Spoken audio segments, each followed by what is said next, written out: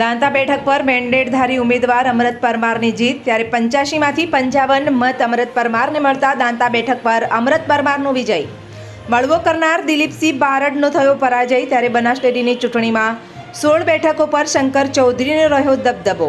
બનાસ ડેરીની જે નિયામક મંડળની ચૂંટણી હતી, જેની અંદર 16 બેઠકો હતી। 16 બેઠકોમાંથી 15 બેઠકો બિનહરીફ થઈ હતી અને દોતા વિભાગની બેઠકની અંદર ચૂંટણી થઈ હતી। જે આજે મતદાન ગણતરી હતી તો એમાંથી અમને 55 મત મળ્યા હતા અને સામાવાળાને 30 મત મળ્યા હતા। અને આ શ્રેય અમે શંકરભાઈ ચૌધરી સાહેબનું હું આપું છું, કારણ કે એમને ખૂબ પણ આનો પશુપાલકોનો પણ હું આભાર વ્યક્ત કરું છું કે જેમનો આશીર્વાદથી આજે અમે વિજય થયા છે। અને બનાસ ડેરીની ચૂંટણીમાં જે અમે વિજય બન્યા છે તો પશુપાલકનું હિતના કામ અમે અગાઉ કરશું।